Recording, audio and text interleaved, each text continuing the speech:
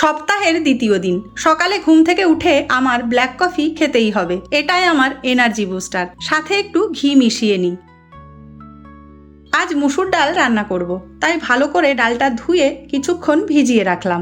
এরপর ছাদ বাগানের বিশুদ্ধ অক্সিজেন নিতে চলে গেলাম। আর সবজি কিছু তোলার থাকলে সেগুলো তুলে নিই। আজ যেমন এই বোম্বাই লঙ্কাগুলো তুললাম। এগুলো পকোড়া আচার বানিয়ে খাই। বৃষ্টি হলেই নষ্ট হয়ে যাচ্ছে, তাই কয়েকটা তুলেই নিলাম। আর কয়েকটা ভিন্ডি উচ্ছেও তুলেছি।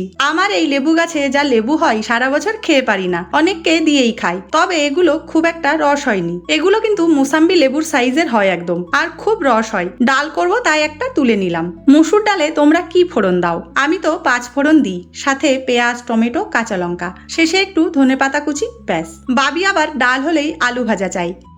ডিমের অমলেট বানাবো একদম ঝালঝাল করে। অমলেট নুন, হলুদ আর কাঁচা লঙ্কা ছাড়া একদম জমে না। বাবি আবার এই ঝালঝাল অমলেট খেতে খুব পছন্দ করে।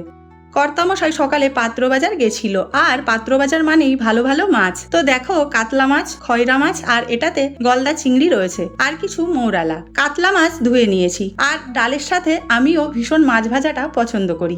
কড়া করে মাছগুলো ভেজে নিয়েছি। কর্তামশাই অফিস যাবে, তাই আগেই থালি সাজিয়ে দিলাম। দেখো তো আজকের থালিটা কেমন হলো।